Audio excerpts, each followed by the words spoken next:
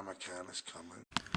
So this video has been requested of me for a while, and I've been pretty busy with rearranging my house and a lot of other things. Like I just finished a long-term sub job, and I've been getting into a lot of different stuff. As you can see, I'm actually not at home. I am in the next state over. I'm currently in New York City for the weekend, and it gave me a little bit of free time to finally make this video. Unfortunately, I did not bring my hardcover Necro with me, but I do have my electronic copy of the version of the Necronomicon that I am editing and writing, so when we discuss the 50 names of Marduk during this video, it might be a little laggy with having to go through my Word document because it's about 190 something pages, and for some reason my Mac kind of likes to go slow. Going through it. I also kind of just got over a little bit of a head cold. My fiance's kind of still got it a little bit, so bear with the lag and bear with my voice. Let's see. A lot of things are messing up with the way that this works. Anyway, yeah, I think I got it. Alright, so when it comes to the 50 names of Marduk, which are the main big section of the Necronomicon that a lot of people gravitate towards first, and that's why in my video on the Necronomicon spellbook, I said the same thing, where most people like to go for that. Let's remember that traditionally you're not supposed to use the 50 names of Marduk until you have gone through the gate walking up to the sphere of Jupiter or the sphere of Marduk, which would be the second to last gate, not counting the mid-gate of Ganzir. The ritual format for working with the 50 names of Marduk, which can be adapted a little bit depending on your own personal magical feel, has to do with the specific script that you have to read, having at least 2 candles that can't be used for any other rituals except for rituals in the Necronomicon. Of course, these represent your god and goddess, or your high male energy and your high female energy. And they are to be done at night, although I have found that they are also effective during the day sometimes, but me personally, I like to do all of my work in the dark. So, gee, I wonder why I like this book so much. So let's go through this a little bit. Let's remember that the script for working with the 50 names of Marduk is, or let's go through the steps. So first you think about the desire that you want, and then you go through the 50 names of Marduk, and you say, okay, this one sigil really, I think, will work for me in attaining my goal of blank. So if you want to win the lottery, you would go with Ziku. If you wanted something amazing to happen that you didn't think could ever happen, you would go with Barashakushu. If you needed protection, I would go with, once again, here's the lag. Let's see. I'm telling you guys it's really slow. I'm sorry about that. I would say Marutuku, which is number 3, would be very, very good for protection. There is also another one where if you read it in the discourse in the Necronomicon spellbook, they got a personal writing from a police officer that likes to have a particular sigil on him at all times. Oh, here it is now. It's running faster. For personal physical protection, the 12th name, Asarualimimuna, which I haven't pronounced a lot of these in a long time, so I'm sorry about that, is very good for personal protection. Anyway, so you pick the sigil that you want based on your desire and your need, and when you're ready to do your ritual, you put it on a piece of paper, parchment, index card, it's my favorite, or any other piece of paper in what Sharpie marker, stylus pen, anything that's really elegant to you. I like to use Sharpies. I was kind of a goth kid back in the day, so Sharpie markers and everything, yeah, so I still have a ton of them.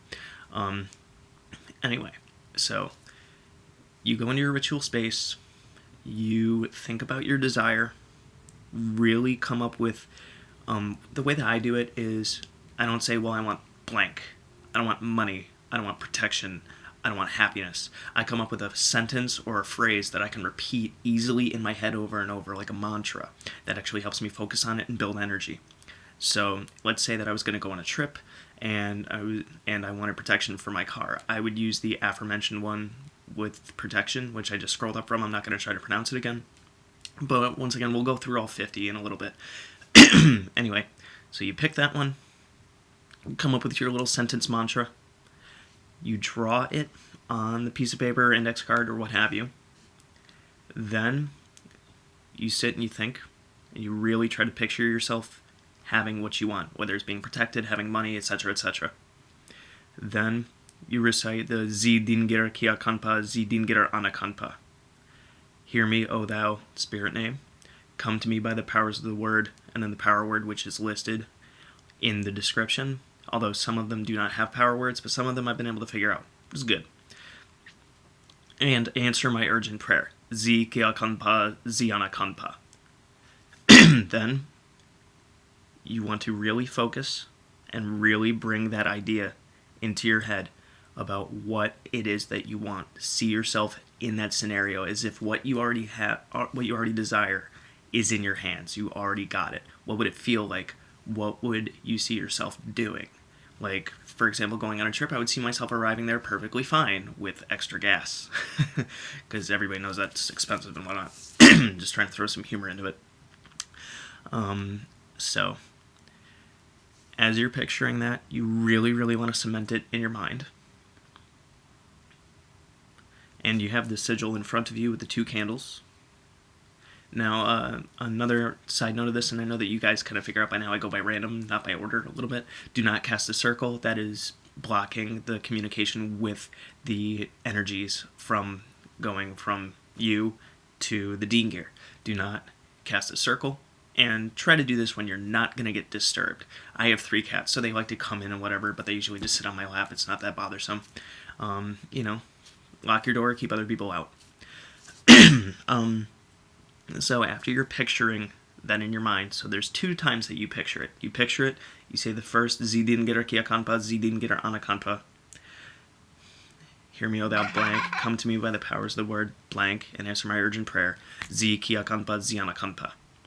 Right? Then you think. Really picture it.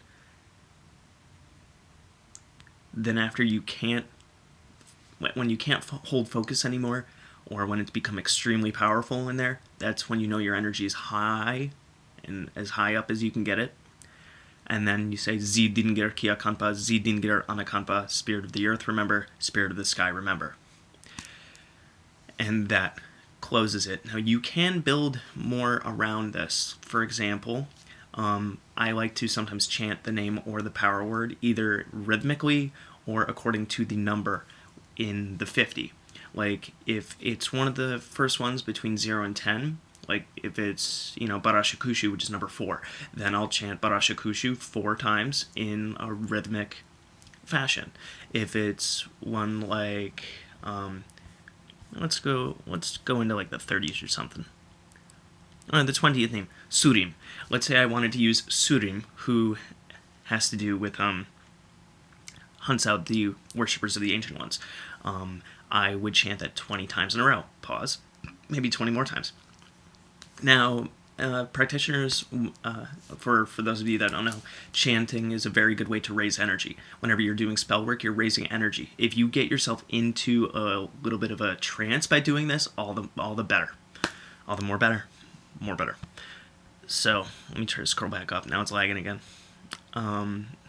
Now, one of the other things is when it comes to making sigils, I like to either do them in red or black. However, if you're a person that works with, candle magic or different color correspondences within your spell work, if you wanted to do a spell for calming and you picked one of the sigils, you might do it in blue or purple.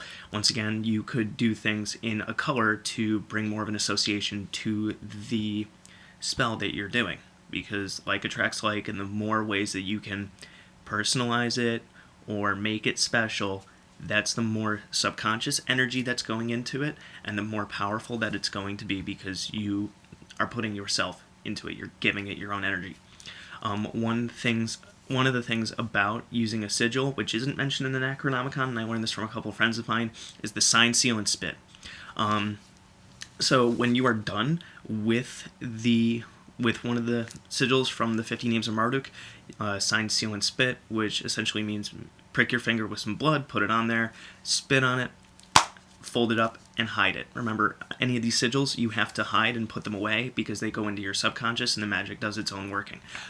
For example, when I've done ones for job interviews, I fold them up and I stick them in the pocket of my suit jacket. Or other ones I'll put randomly around the house, for better organization or different things. So that's a good way of following through. One thing about following through with these spells, don't mention them to anybody, don't discuss them, don't think about them, because anytime that you think about them consciously, you are taking away the energy from the subconscious, and therefore you are taking the energy away from the astral, which is where these spells tend to work from, and where the energy goes out into the world and eventually manifests itself in the physical world to bring about your desire.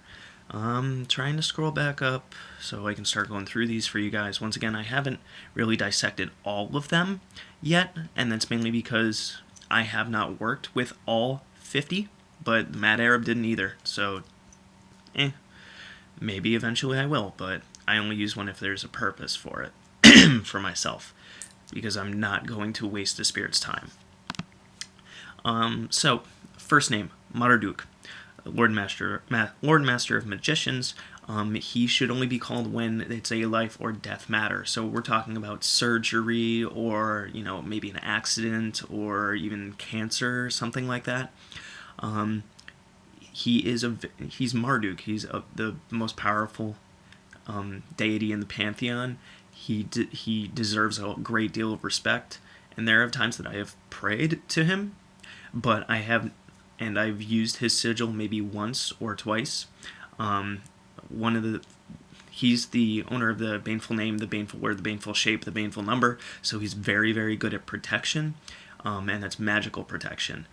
So I have actually used that sigil on things that really greatly need protecting, or on anything that has a negative energy to it that you want to shut off.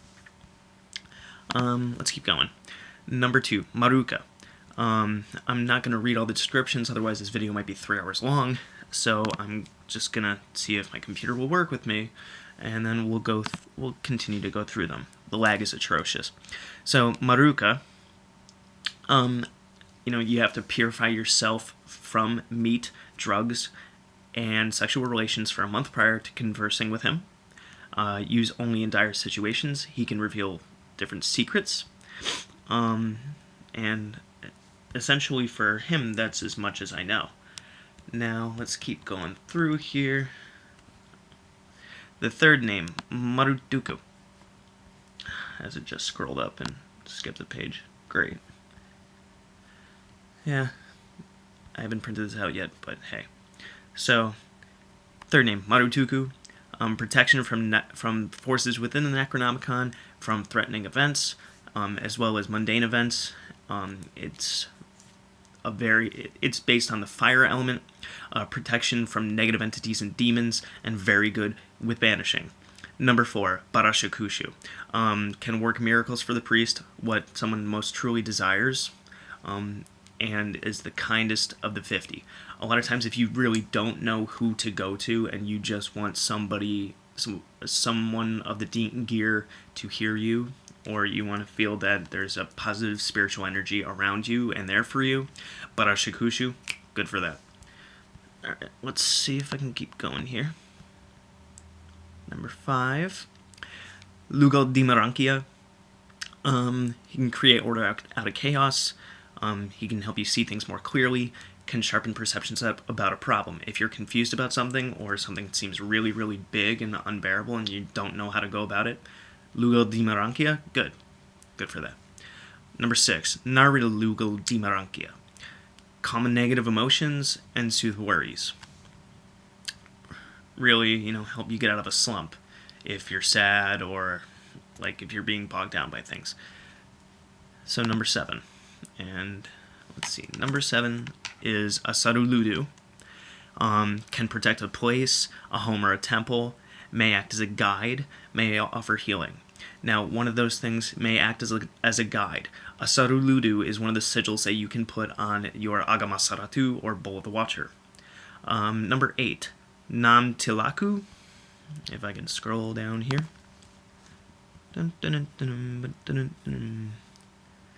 very, very slow on the computer. Namtilaku has to do with the Gate of Ganzir. Allows the priest to convene with the dead and reveal their secrets. You might, if you are going to summon an ancestor, you might want to call upon this name of the 50 to assist you with that. So I would do, in that case, I would do the spell for the 50 name of Marduk, this one being Namtilaku, and then I would open the Gate of Ganzir. Let's keep going. Having all this allergies and sickness, it's not that much fun. So, there's so many widow orphan control errors on this big document.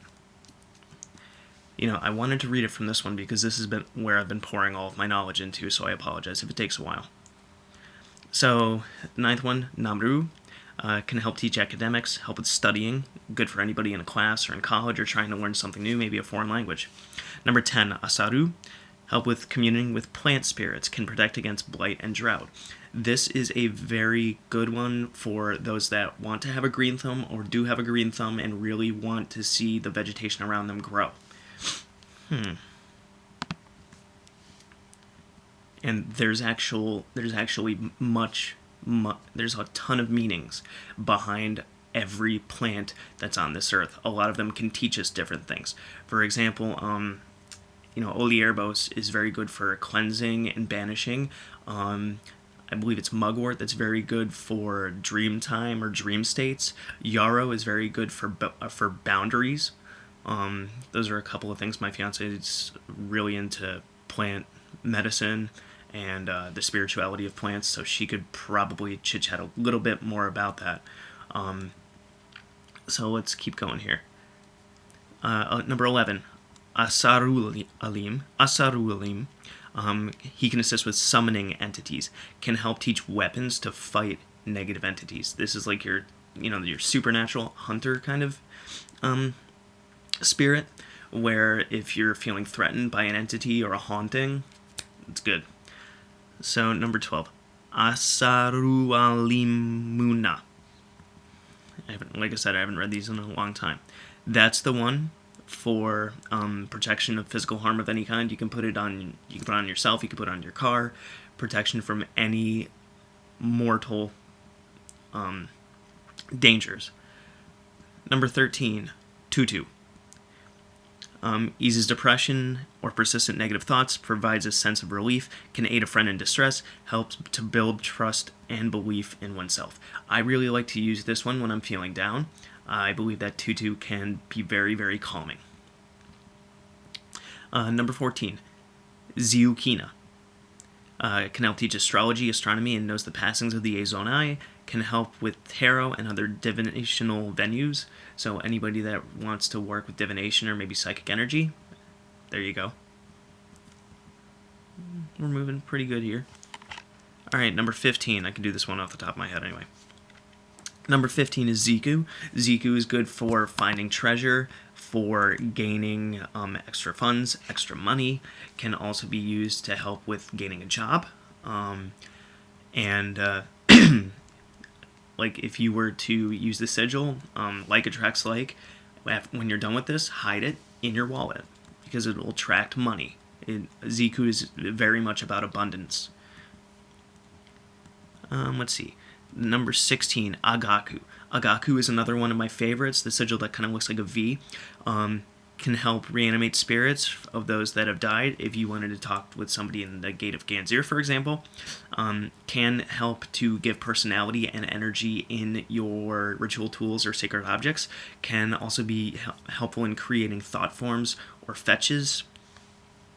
And, like if you've ever played an RPG, when they enchant an object for something, that's what Agaku can do. So, let's see. Tuku, Lord of Baneful Magic, is number 17.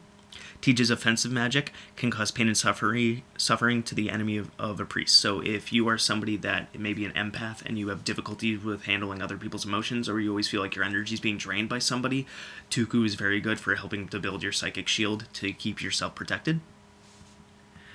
Let's see. Number 18, Shazu.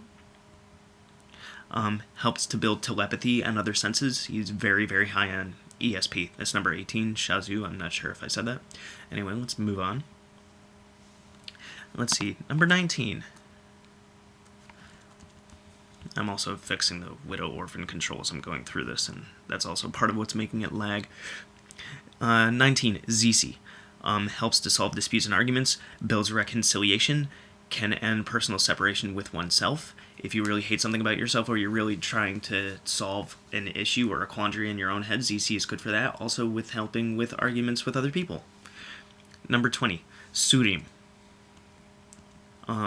Let's see. Helps to seek out the worshippers of the Ancient Ones. Remember, Ancient Ones are emotions. If anybody is giving you a negative emotion or anybody is causing you a lot of emotional distress and you just want to shut it off, Surim, number 20, good for that.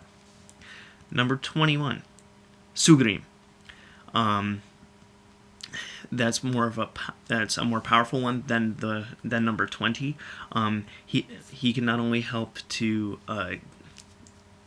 shut off people that are affecting your emotions, but he can also be very helpful for getting rid of and destroying negative entities such as poltergeist activity. Shadow people can destroy negative energies and really cleanse a place or a person. Because remember, hauntings don't always happen to houses. They also happen to people. Let's see. Number 22, Zarim. Let's see. A warrior among warriors. I haven't written anything specific down for that one, but now that I'm thinking about it, can really help to rise up against any challenge, especially if there's something physical about it. Let's see. And 23, Zagrim. Very terrible opponent. Can slay slowly. Well, the Mad Arab didn't summon him, and I didn't either. So, moving on. Number 24, Enbiludu. Helps with dowsing, relieving drought, locate water, also a bringer of abundance. One of the other allegorical things you can think of is a bringer of water. Water is cleansing for emotions. Number 25, Apadun. Let's see. Yep, another one that can help with dowsing. Number 26, Enbilulugugal, right? Very good for helping plants to grow and, growing a green thumb yourself. Can help he can help with your plants to grow a lot of fruit. Basically be very, very abundant in your garden. Number 27, Hagal. Master of the arts of agriculture, can also help reveal secrets about sexuality and fertility, assist with family planning. Invocation of Ishtar energy goes along with Hagal, and it's associated with the feminine side rather than the masculine side. Let's see. 28, Seer, the destroyer of Tiamat.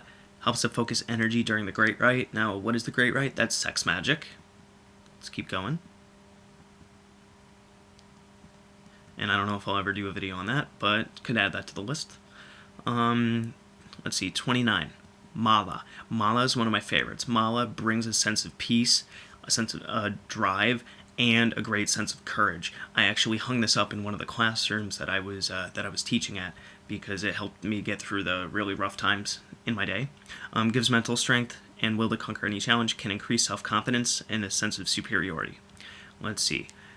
Number 30, Gil. Let's see. Gil is all about fertility. For those of you that are trying to start a family, number 30, good. 31, Gilma. Let's see. I think it's actually going pretty good. Yep, Gilma can, number 31, Gilma can assist with studying and academic achievement. Number 32, Aguma.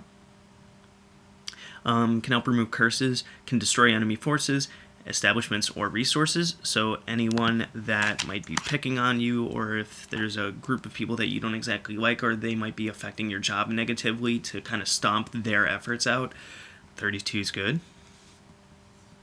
Only 18 more to go. Number 33, Zulu. Zulu is very good for job interviews. Zulu is very good for organization and structure. And also money matters. Number 34, Mumu. Remember, if you read through the Necronomicon, I think it's once or twice it's mentioned as Mumu Tiamat. Mumu is also associated with the clouds during the creation myth. So, Absu is the water, Mumu or Tiamat's the clouds, and the two of them happen to make babies. Mumu is another one of my favorites. Can help improve magical power and psychic abilities, amplify power during sacred rites, to access oneness, and help with manifestation. I kind of nicknamed it as the DMT sigil because it does help to really elevate your consciousness to a very, very high level. Great for trances and meditation. Number 35, Zulumar. Can help with vitality, vigor, health, and strength, and physical endurance. If you're going to run a marathon, or if you're trying to build muscle, get more in shape. Lugalab Dubur, number 36. Helps with mental strength, improves thinking, and ability to adapt to any situation. I've used that a lot in my day. Number 37, Pagalguena. Let's see, gotta keep scrolling. Can help show the outcome of pending decisions, like should I do A or B, and you can kind of go on a bit of a mental journey in trance or during the spell work to see where your actions will take you, and then that'll help you to make better decisions. Number 38, Lugal Dharma. Teaches how to read subconscious signals from self and others, which is very protective, being more aware, being more vigilant. Helps to build psychic awareness and open up channels to higher consciousness. So that would also be associated with the third eye, and also Mumu before that would be associated with the third eye as well. Let's keep going. Let's see, 39, Aranuna. Spiritual teacher, useful in any self-initiation. If you guys remember back to the couple of times I've shown my Agama Saratu, which I don't have on me. I didn't bring it 2.5 hours over here. So Aranuna was also on the Bowl of the Watcher because self-initiation. Remember, in the gatewalking, you are merging with your Watcher, so you're doing your own self-initiation here. So you could invoke that spirit if you are ever trying to advance yourself spiritually or gain a certain level, or even if after working with the Necronomicon you go into a different system or even learning something. Like, for example, I'm going to go from my own experience. If I was using the Necronomicon back in the day when I was going to grad school for my teaching certificate, I probably would have used Aranuna as a way of helping me with the self-initiation, being comfortable with that title of, oh man, I'm going to be a teacher. Number 40, Dumuduku. He is the possessor of the Wand of Lapis Lazuli. He can bless your wand or any of your other ritual tools. 10 more. Alright, 41. Lugalana. Help to recall past lives, improve personal power and magical abilities, help to discover true will and true desires. Number 42, Lugaluga. Can help detect deceit in others, counsel on evocations, and can help to divine the truth in any situation. So very good to use that sigil with maybe a pendulum or a tarot reading. Number 43, Irkingu. I had to put a spacebar in there. I don't know why, but sometimes the formatting when you're making a huge document doesn't fit everything, or it doesn't correct everything.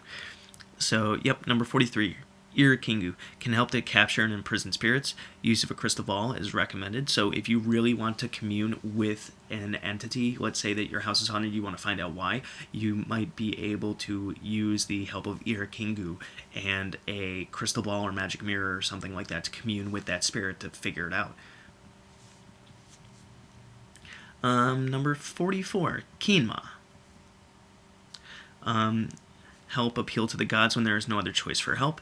As a last option, if, not necessarily a life or death situation, but if you really can't figure out what to do and you're desperate, helps to deliver that message and your plight for help straight to the Dingir, straight upstairs. Number 45, Aces Kur. Let's see. What did I write about this guy? Confront your own demise as a rite of passage. That is very, very big. It is kind of a shocking experience to go through a trance state where you kind of see yourself dying. It gives us a really great sense of mortality, and it helps us to appreciate every moment that we have here. Number 46, that one's familiar, Gibil. So Gibil is the fire god that we summon for the gatewalking rituals, or in my case, every ritual that I've done. He cleanses, protects, inspires one to find their true purpose. He's the chief guy of the fire element. He's the son of Anu. He's also the flaming disc of Marduk. Self-liberation, self-knowledge. And 47, Adu. Oh, the random factor guy. Helps anyone to understand difficult situations, can create positive change by kind of tweaking up a difficult situation a little bit to turn it in your favor. Can help to dispel bad energy. Number 48, Asharu. Helps to discern the future through divination. 2 more. Number 49, Nibiru. Nibiru is also it's the fabled name for the lost planet that the Mesopotamians spoke of.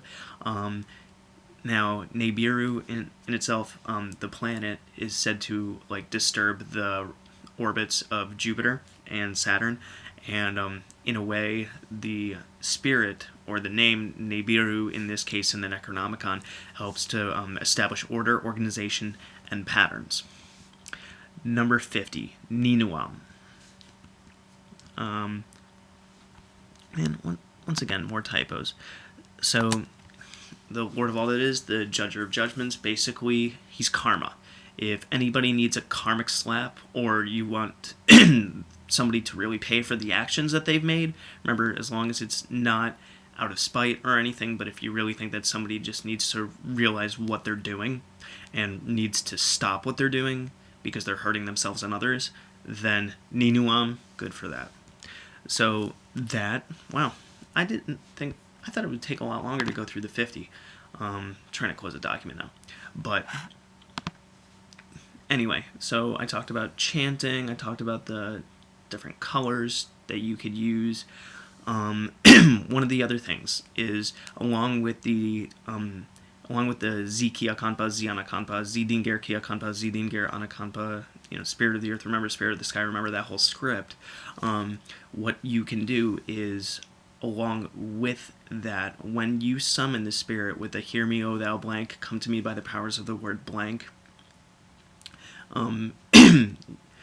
that's you charging them, asking them to come in, venerate them by maybe reading what their description is in the Necronomicon, and then do your meditation and ask them to help you with whatever your desire is, and see yourself gaining that desire.